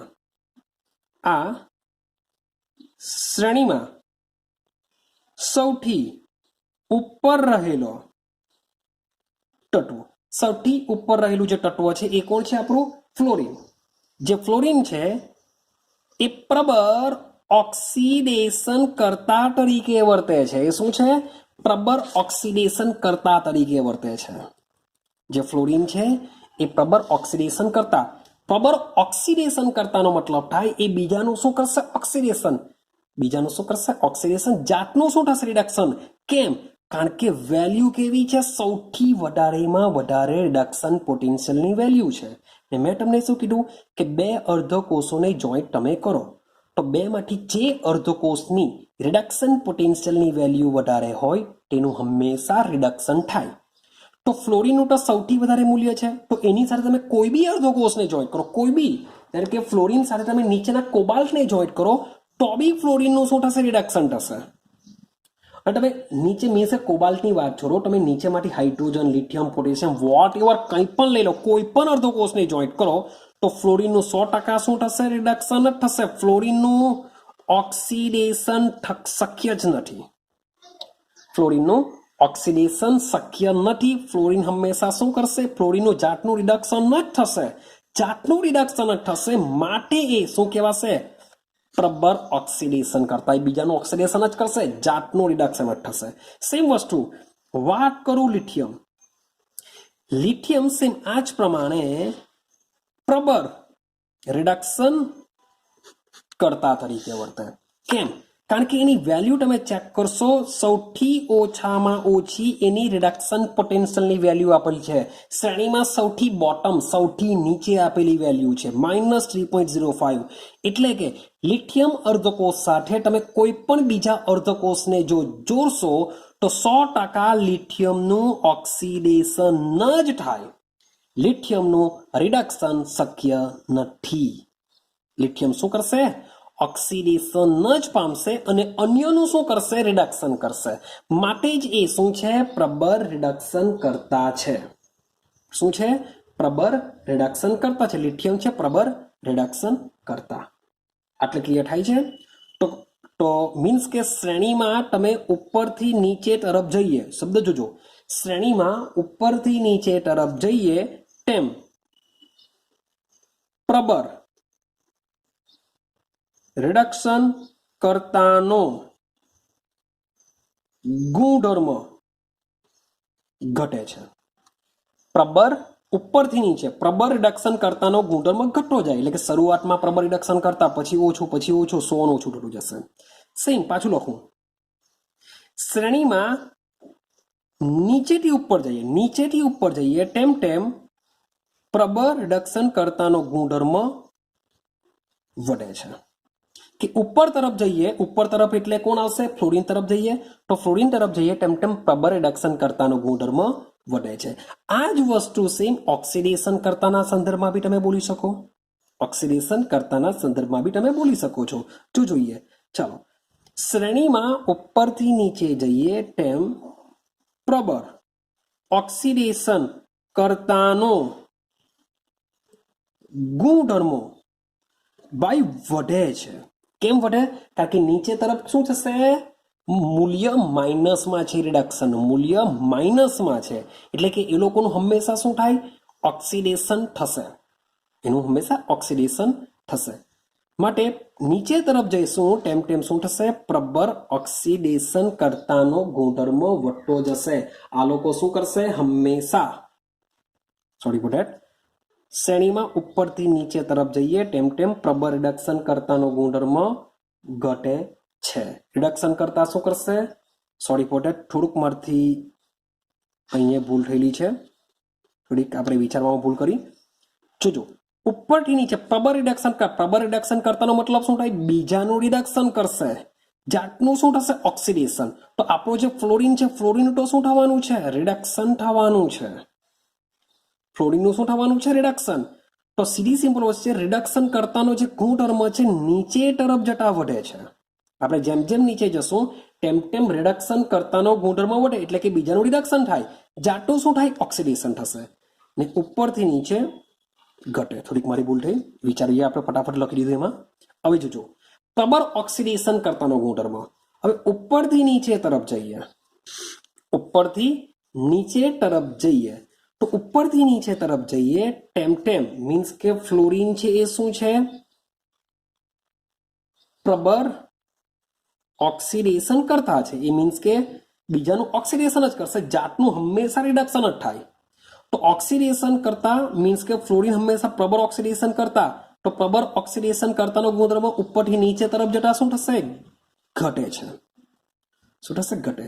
અને સેમ ભાઈ નીચેથી ઉપર આવીએ તેમ તેમ પ્રબળ ઓક્સિડેશન કરતાનો ગુણધર્મ વધે છે.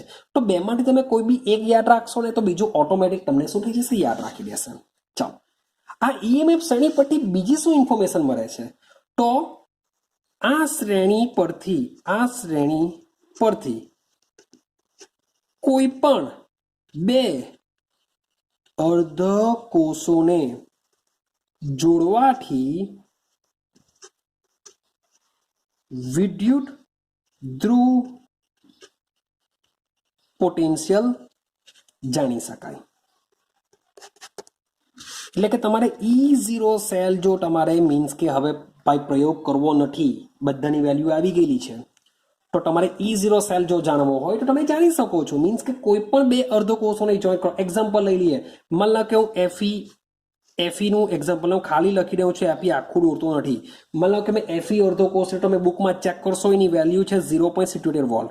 આ બાજુ મેં લઈ લીધો, માની લો કે Al નો કોષ લીધો, Al પ્લસ થી વાળું લઈ લીધું, તો Al પ્લસ થી વાળું મેં જે સોલ્યુશન લીધું તેની વેલ્યુ આપેલ છે -1.66 વોલ્ટ. તમે વિચારો, આ બે અર્ધકોષોને હું જોડીને હું જો જ્યારે કોષ બનાવું તો બેમાંથી કોની વેલ્યુ વધારે, આની વધારે. તો આનું 100% શું થવાનું, રિડક્શન થવાનું. આનું શું થવાનું, ઓક્સિડેશન થવાનું. ક્લિયર થાય છે? આનું રિડક્શન થશે, આનું ઓક્સિડેશન થશે. તો આપણે E0 સેલના વેલ્યુમાં મૂકી દઉં, E0 cell is equal to E0 reduction cathode minus E0 reduction ટુ શું થશે, એનોડ થશે. કેથોડ તરીકે કોણ છે, Fe પ્લસ ની વેલ્યુ કેટલી આપી, 0.63 માઇનસ એનોડની કેટલી છે, -1.66.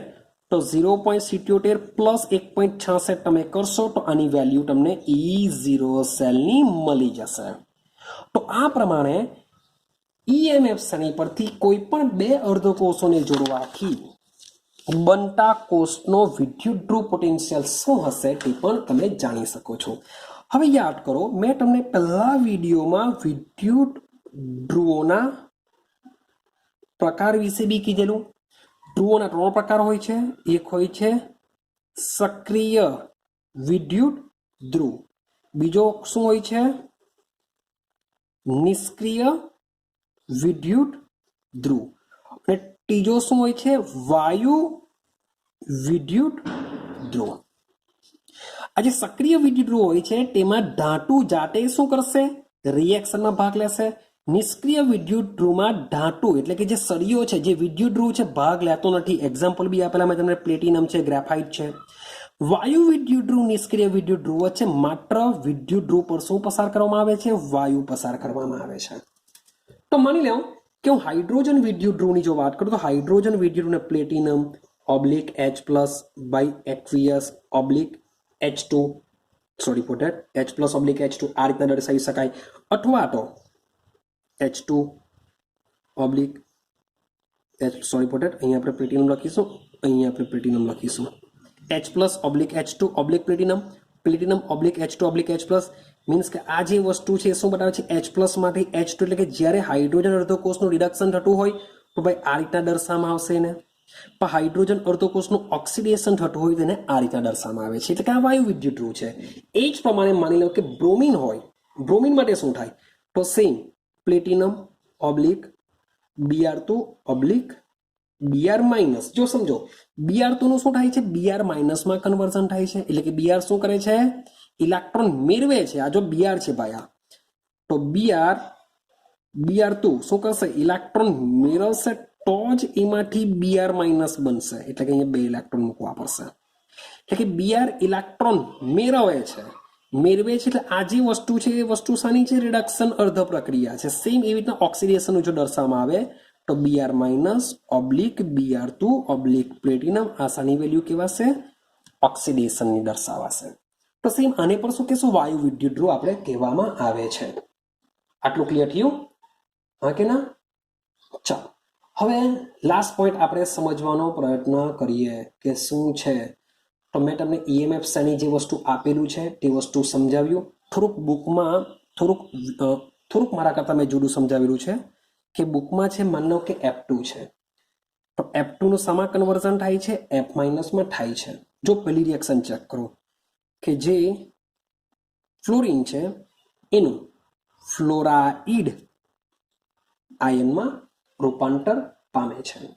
રેડી છે ને આ જે ફ્લોરિન છે એનું મહત્તમ શું હોય છે ફ્લોરાઇડ આયનમાં જ રિડક્શન પામવાનું હોય છે માટે જે ફ્લોરિન છે એ ફ્લોરિન શું છે પ્રબર કારણ કે એની વેલ્યુ સૌથી વધારે એનું રિડક્શન જ થવાનું એટલે કે એ શું હશે પ્રબર ઓક્સિડેશન કરતા હશે તો આ જે F માઇનસ છે એ F માઇનસ ફ્લોરાઇડ આયન શું છે સૌથી નિર્બળ રિડક્શન કરતા હોય છે એ બીજાનું રિડક્શન કરી જ નહીં શકે એ બીજાનું રિડક્શન કરી શકતો નથી એનું જાતનું શું થશે ઓક્સિડેશન જ થશે સેમ એ જ પ્રમાણે સમજાવવાનો પ્રયત્ન કરું લિથિયમ વિશે કે એલઆઈ છે એલઆઈ પ્લસ શું કરે છે એક ઇલેક્ટ્રોન મેળવીને એલઆઈમાં રૂપાંતર પામે છે તો આ જે એલઆઈ પ્લસ માંથી એલઆઈ જે બન્યો છે તો આ જે એલઆઈ છે એ એલઆઈ શું છે પ્રબર રિડક્શન કરતા તરીકે વર્તે છે જે લિથિયમ શું છે